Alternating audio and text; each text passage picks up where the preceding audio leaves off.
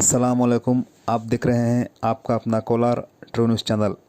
आपके इस चैनल की तरफ से कल मैंने आपको लेजेंडरी दिलीप कुमार यानी कि यूसुफ खान साहब का इंतकाल हो जाने की कुछ रिपोर्ट, उनकी कुछ यादें, उनकी तस्वीरात मैं आपको अपने चैनल की तरफ से दिखा चुका हूं।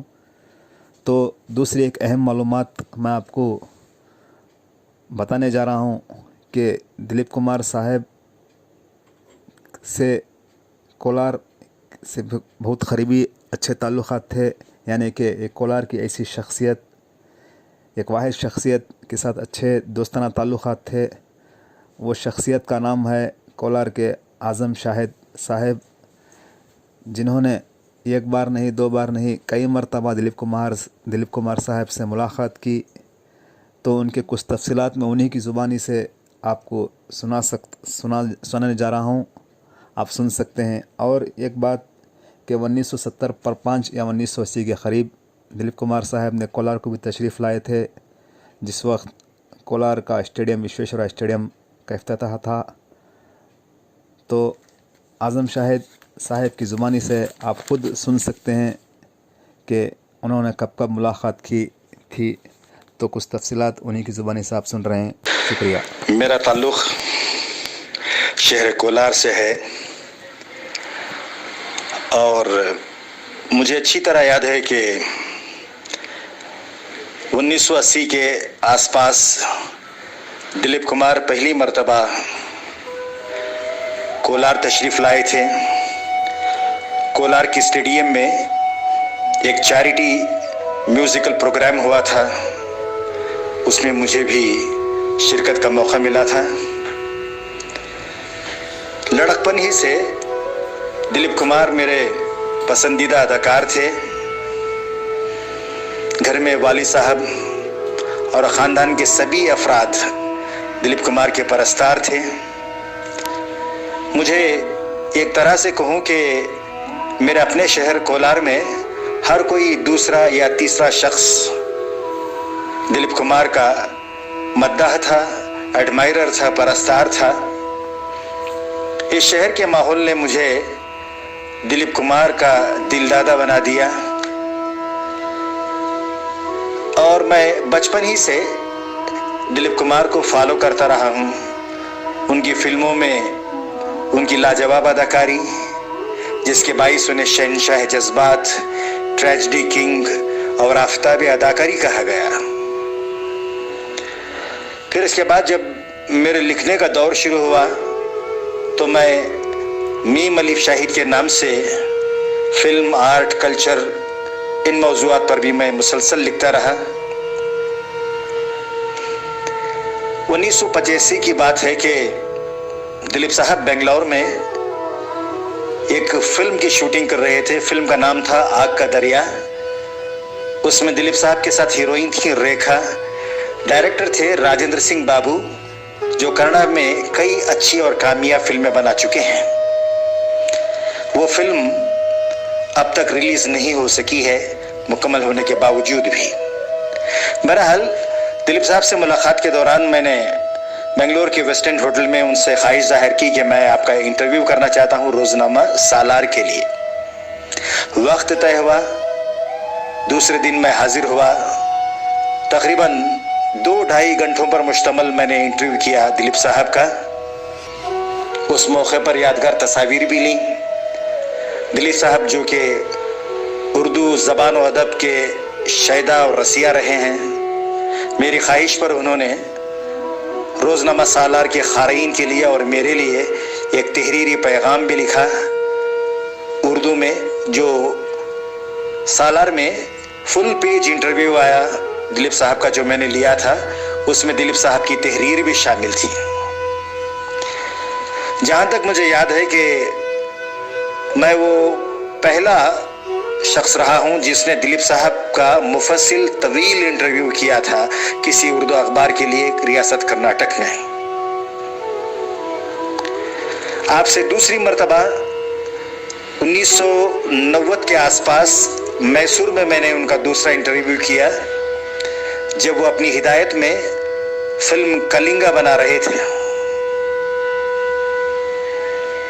बाहिसत डायरेक्टर उन्होंने अनऑफिशियली ही कई फिल्मों की जिसमें वो काम कर रहे थे उसकी हिदायत भी उन्होंने दी है, डायलॉग पर भी तवज्जो दी है, मगर ऑफिशियली वो इस फिल्म के डायरेक्टर थे।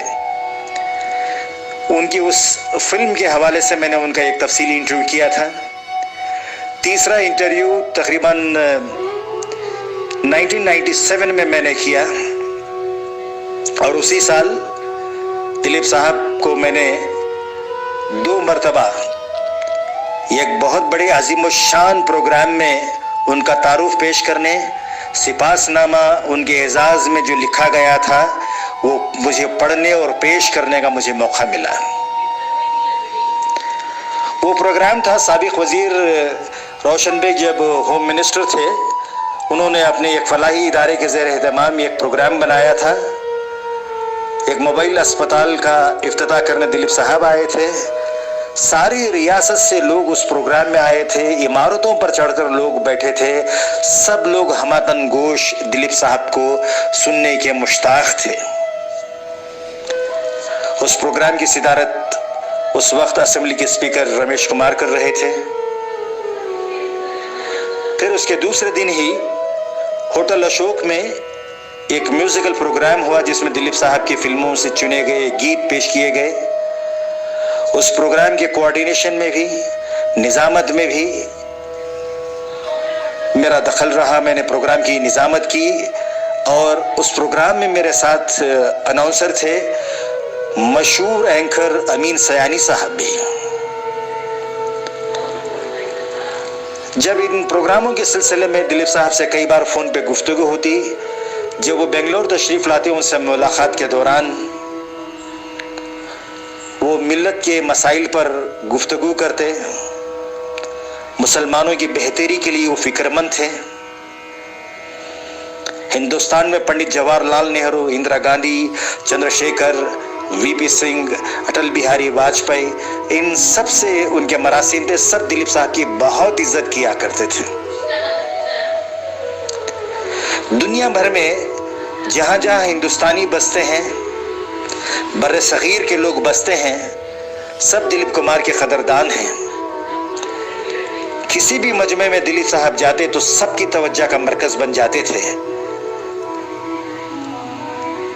गैर फिल्मी महफिलों में जहां कहीं जब कभी दिलीप साहब को बोलने का मौका आता, जब दिलीप साहब बोलते तो ऐसा लगता था कि दरिया बह रहा है।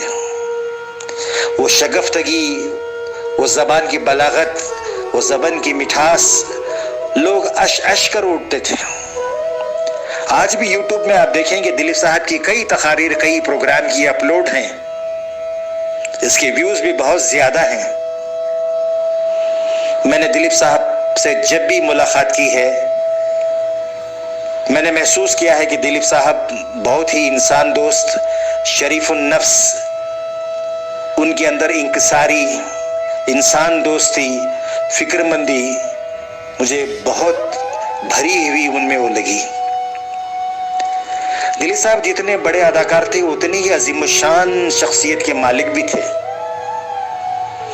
मैंने दिलीप साहब को फॉलो करते हुए देखा है कि जब कभी भी मुल्क में फिरकावारियत के नाम पर फसादात हो जाते, शिकार बनाया जाता मुसलमानों को, आपने हमेशा अरबाब इख्तदार को, चाहे वो वजीर आज़म हो या कोई और अहम शख्सियत रही हो, सबको उन्होंने मुदल्लल तौर पर लताड़ा और हालात को काबू करने के लिए उन्होंने अपनी फिक्र जताई।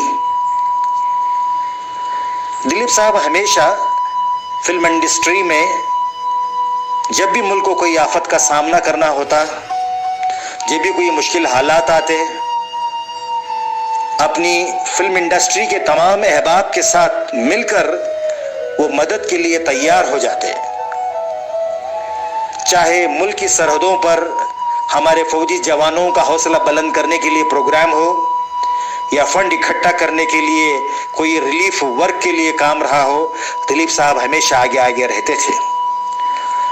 स्पोर्ट्स के भी बड़े शौकीन थे दिलीप साहब, फुटबॉल और क्रिकेट खेलते थे। फिल्म इंडस्ट्री की क्रिकेट टीम के कप्तान हुआ करते थे दिलीप साहब।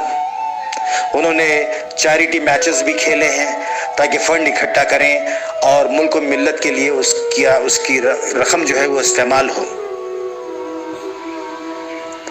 مجھے معلوم ہے کہ جب بھی فرقہ وارانہ فسادات ہو جاتے، بامبے جیسے بڑے شہر میں غریبوں کی مدد کے لیے، مظلومین کی مدد کے لیے ان کا گھر جو ہے ایک ریلیف کیمپ کی طرح دن رات کام کیا کرتا تھا۔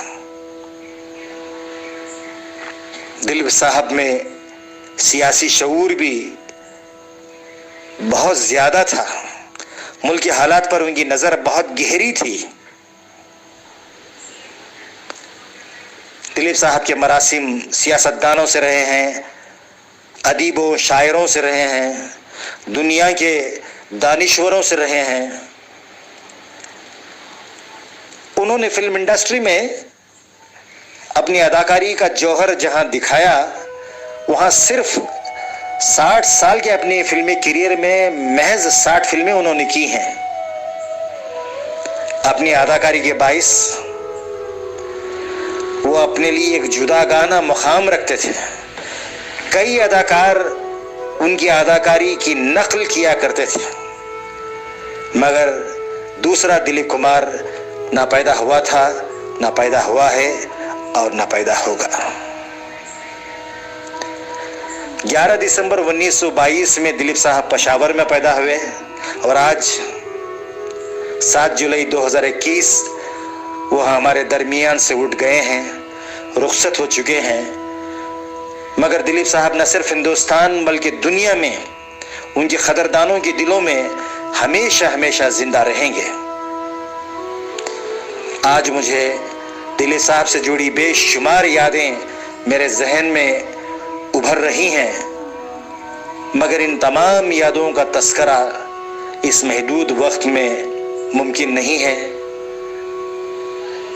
بہت ہی خوبیوں کے مالک تھے، بڑے ہی حساس اور شریف انسان تھے دلیپ صاحب، جنہوں نے فلموں میں رہتے ہوئے بھی ہمیشہ انسانیت کا ساتھ دیا۔